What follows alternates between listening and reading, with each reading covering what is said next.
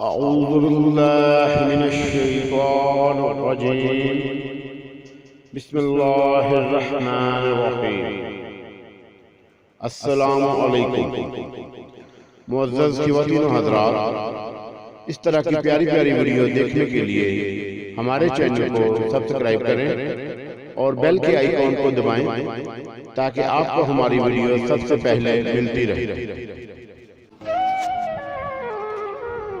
وہ وقت جب شیطان نے حضرت نوح علیہ السلام کے گھر لگی انگور کی بیل پر پھونک ماری تو وہ شراب کیسے حرام ہوگی؟ ایمان افروز اسلامی واقعہ۔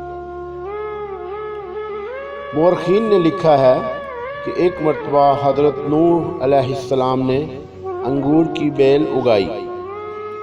ایک دن شیطان آیا اور اس نے انگور کی بیل پر پھونک ماری تو وہ سوکھ گئی۔ حضرت نوح علیہ السلام یہ کیفیت دیکھ کر پریشان ہو گئے۔ پھر شیطان آپ کی خدمت میں آیا اور کہنے لگا، اے اللہ کے نبی، آپ پریشان کیوں ہیں؟ حضرت نوح علیہ السلام نے اپنی پریشانی کی وجہ بتائی۔ وجہ سن کر شیطان نے حضرت نوح علیہ السلام کو مشورہ دیا کہ اگر آپ اس بیل کو سرسبز دیکھنا چاہتے ہیں تو میرے مشورے پر عمل کریں اور مجھے اجازت دیجیے کہ میں اس بیل پر شیر، چیتا، ریچھ، گیدڑ، کتا، لومڑی اور مرغ 7 جانوروں کا خون بطور نذرانہ چڑھا دوں۔ اس عمل سے مجھے یقین ہے کہ یہ بیل دوبارہ ہری بھری ہو جائے گی۔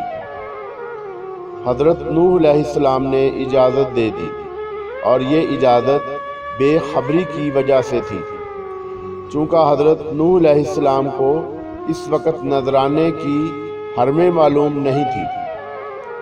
چنانچہ شیطان نے ان 7 جانوروں کا خون انگور کی بیل میں چڑھا دیا تو اچانک وہ سرسبز ہونے لگی، بلکہ خون ڈالنے سے اتنا فائدہ ہوا کہ ہمیشہ بیل میں ایک ہی قسم کے انگور لگتے تھے، لیکن اس مرتبہ 7 قسم کے انگور آئے۔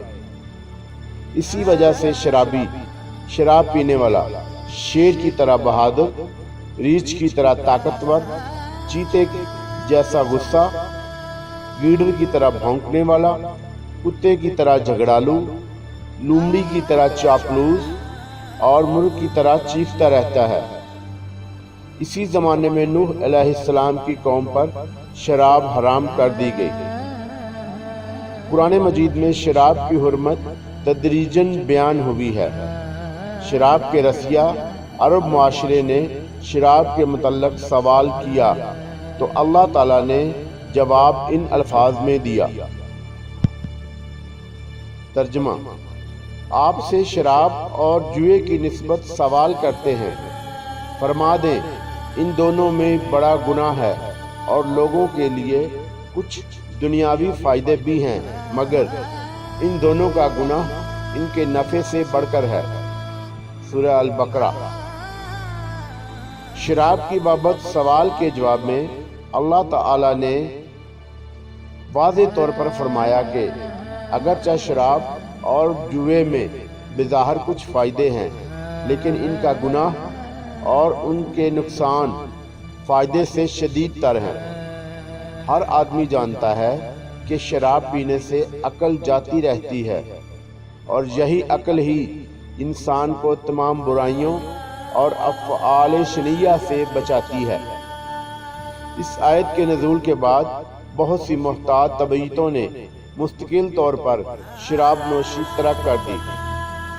پھر کسی موقع پر نماز مغرب ہو رہی تھی، امام صاحب نے نشہ کی حالت میں سورہ الکافرون میں لَعَبَدُوا مَا تَعْبَدُونَ کی جگہ عَبَدُوا مَا تَعْبُدُونَ پڑھا، جس سے معنی میں بہت زیادہ تبدیلی آ گئی، یعنی شرک سے اظہار برأت کی جگہ شرک کا اظہار لازم آیا۔